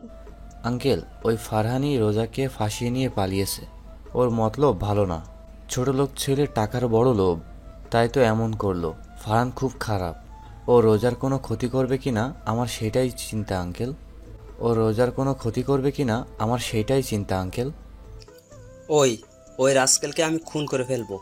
আমার মেয়েকে নিয়ে পালানো, এর উচিত শিক্ষা দিয়ে ছাড়বো। জি আঙ্কেল, কি করে যে রোজাকে বশ করেছে কে জানে। এমন ছেলেকেই কি করে পছন্দ করে রোজা? বলেন, রোজা এবার বুঝবে আবার কাকে বলে টাকা ছাড়া চলে না। ওই ফারহান নিশ্চয়ই টাকা পয়সা নিতে বলছে রোজাকে। আঙ্কেল, রোজা কি অনেক টাকা নিয়ে গেছে? এটাই আমি বুঝছি না অনেক। তুমি বললে অনেক টাকার লোভ, তাই রোজাকে ফাঁসিয়েছে। কিন্তু রোজা বাড়ি থেকে 2 সেট ড্রেস ছাড়া আর কিছু নিয়ে যায়নি, এমনকি শরীরে সবকিছু খুলে রেখে গেছে। ওটা বুঝেন না, সব রেখে ভালো হতে চাইতেছে আপনাদের কাছে, যাতে বাড়িতে জায়গা দেন, তাহলে তো পুরো সম্পত্তি হাতাতে পারবে। এটা শুনে আরো ক্ষেপে ওঠে। ছাড়বো না ওই রাস্কেলকে আমি। সারাদিন রোজা বসে কাটালো। ফারহান একটার পর একটা কাজ করেছে, আরও দেখেছে বিকেলে ফারহান ঘুমিয়ে আছে। কাল এলাম আর একদিনেই কেমন অচেনা লাগছে রোজাকে তার। হঠাৎ ঘুমের ঘোরে মপে যাচ্ছে টুপটুপ করে, হাতে পানি পড়ছে, কেউ হাতে নরম স্পর্শ দিচ্ছে। সঙ্গে সঙ্গে চোখ মেলে তাকালো ফারহান, দেখলো রোজা ফারহানের কাটা জায়গায় চুমু খাচ্ছে আবার কাঁদছে। আমাকে এখানেই ক্ষান্ত হয়নি, তারা অনেকের সাথে বিয়েও ঠিক করেছে। কিছুতেই কিছু বোঝাতে পারছি না। আমি যে বিবাহিত সেসব জেনেও আব্বু আমার কথা শুনছে না। ফারহান কোথায় আছে, কিভাবে আছে, কে জানে। সবাই মিলে এমনভাবে ঘিরে ধরেছে যে আমি কিছু করতে পারছি না। নিজেকে পাগল পাগল লাগছে। কি করব আমি? কেউ তো আমার দিকটা চোখ দিয়ে দেখছেই না, কেউ আমার কথা ভাবছে না। যে আব্বু আমার কথা ভাবতো, আমার মতামতের গুরুত্ব দিত, সেই কিনা আমাকে এত কষ্ট দিচ্ছে। কি করে আমি তাদের বুঝাই? কি করে? চোখ দিয়ে অনবরত পানি পড়ে যাচ্ছে, নিজেকে এত অসহায় লাগছে, বোঝানো দায়। অনেকের চক্রান্ত কারোর সামনে আনতে পারছি না। কি করে আনবো? সবার কাছে তো ওই মহান হয়ে আছে। নিজেকে শেষ করে দিতে ইচ্ছে হচ্ছে, এসব আর সহ্য হচ্ছে না। হঠাৎ দরজায় করা নাড়ার শব্দ পেলাম। ওপাশ থেকে আম্মুর কণ্ঠ কানে এলো। আম্মুকে বলেই চেষ্টা করে দেখি, তাড়াতাড়ি উঠে দরজা খুলে দিলাম। আম্মু বলেই আম্মুর হাত নিজের হাতের মুঠোয় করে নিলাম। প্লিজ আম্মু, তুমি কিছু করো, ফারহানকে ছাড়া আমি বাঁচতে পারবো না, খুব ভালোবাসি ওকে খুব। এসব বলে লাভ নেই, তোমার আব্বু বিয়ে ফাইনাল করে ফেলেছে। কালকেই তোমার বিয়ে অনাকের সাথে। কি বলছো? আমি ঠিকই বলছি, তোর আব্বু আর তোমার ভাইয়া কথা বলছিল। কিছু করো আম্মু, আমি এই বিয়ে কিছুতেই করতে পারবো না। আমি যে বিবাহিত, একজন বিবাহিত মেয়ের বিয়ে তোমরা কি করে দিতে পারো আম্মু? আব্বু এতটা নির্দয় কি করে হচ্ছে? আমার কথাটা কেউ ভাবছো না? তোমরা কি চাও আমি মরে যাই? আম্মু আমার মুখে হাত দিয়ে আটকে দিল। কি সব বলছিস? এমনটা আমি চাই না। আমার একমাত্র মেয়ে তুই, তোকে কিছুতেই হারাতে পারবো না। পারবে পারবে পারবে বলেই তো এমন করছো। বিয়ে অফ না করলে আর ফারহানের কাছে যেতে না দিলে আই প্রমিস আমি কিছু করে বসবো। সঙ্গে সঙ্গে আম্মু আমার গালে ঠাস করে চড় দিল। এমন কথা বলতে পারলি? ওই ছেলেই তোর সব, আমরা কিছুই না তোর কাছে। ওর জন্য তুই মায়ের সামনে মরার কথা বললি? সন্তানের মুখে এই কথা শুনলে মায়ের কেমন লাগে বুঝিস? বুঝিস না, যেই দিন মা হবি সেই দিন বুঝবি। আমি কেঁদে উঠলাম, আম্মুর বুকে মাথা রেখে কেঁদে চলেছি। আম্মু আমার ফারহানের কাছে যেতে দাও না গো, ওকে ছাড়া বাঁচতে পারবো না। আর কাঁদিস না, আমি দেখছি। থ্যাংক ইউ সো মাচ আম্মু। আমি খাটে খুশি হয়ে বসে আছি। আম্মু যেহেতু এখনই বলেছে নিশ্চয়ই কিছু করবে, আব্বুকে রাজি করাতে পারবে, আমি শিওর। কিন্তু আমার আশায় জল ঢেলে দিল। আব্বু চেঁচামেচি করে রাতেই বিয়ের ব্যবস্থা করতে লাগলো। আম্মুকে বন্দি করে রেখেছে, বিয়ে দিয়েই ছাড়বে। ভাইয়াও বাড়িতে নাই, বিকেল থেকে দেখছি না। ভাইয়ার মনটা কাল একটু নরম ছিল, ভাইয়াকে বললে হয়তো আশা আছে। এখন কি করবে? কিছুতেই এই বিয়ে আমি করব না। শয়তান অনেক আমার সামনে বসে আছে, আমি অন্যদিকে ঘুরে আছি। আমি আর অনেক পাশাপাশি বসে আছি। আমি উঠে যেতে গেলে অনেক আমার হাত ধরে আটকায়। জানি না কি হয়, রাগে শরীর জ্বলে ওঠে। আমার ঠাস করে চর দিয়ে বসি। রুমে অনেকের বাসার লোক সামনে, আব্বু আম্মু বসে আছে, ভাইয়া নাই। আমার কাজে সবাই দাঁড়িয়ে যায়, আমার সেদিকে ভ্রুক্ষেপ নেই। উঠে আম্মুকে জড়িয়ে ধরি। খারাপ লাগছে, আমার সময় শেষ হয়ে আসছে বুঝতে পারছি। খুব ইচ্ছে করছে শেষবারের মতো ফারহানের মুখ দেখতে পারছি না। আমি আম্মুকে জড়িয়ে ধরে আছি। কেউ হাত ধরে টান মারলো, তাকে দেখে আব্বু চোখ মুখ লাল করে আছে। এমন কাজে হাত উঠিয়ে মারতে যাবে কিন্তু মারলো না। অবাক হয়ে আমার দিকে তাকিয়ে আছে। কি হয়েছে মা, তোকে এমন লাগছে কেন? আচমকা আব্বু আমার মুখ ধরে জিজ্ঞেস করতে লাগলো। এতদিন মেয়ের দিকে ভালো করে খেয়াল করেনি, আজ ভালো করে দেখেছে মেয়েটা কত শুকিয়ে গেছে। এত সুন্দর মেয়ে, তার চোখের নিচে কালি হয়ে গেছে। এটা দেখে বুক কেঁপে ওঠে। আজ মনে হচ্ছে মেয়ের সিদ্ধান্ত না মেনে কত অপরাধ করেছে উনি। নিজেকে বড় অপরাধী লাগছে।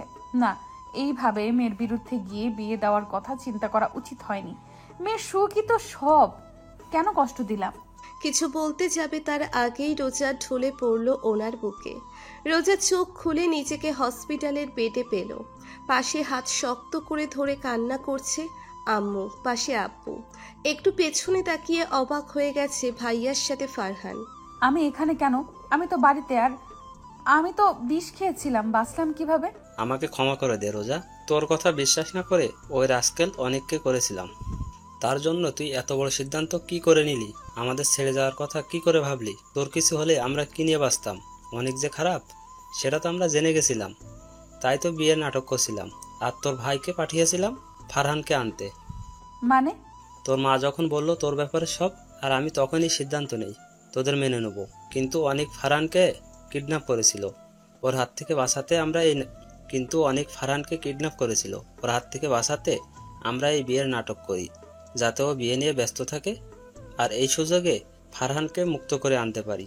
কিন্তু তার আগেই তো তুই এত বড় অঘটন ঘটিয়ে ফেললি।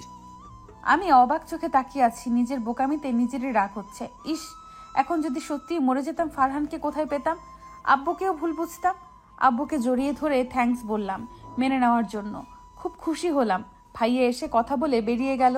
সবাই চলে গেলে ফারহান আমার পাশে এসে বসে অভিমান নিয়ে অন্যদিকে তাকিয়ে বলল, রোজা, তুমি আমাকে একটু ভালোবাসো না আজ বুঝলাম। মানে?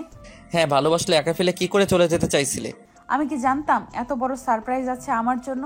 আমি তো ভেবেছি তোমাকে আমি হারিয়ে ফেলেছি, আর তোমাকে হারিয়ে ফেললে বেঁচে থেকে কি হবে?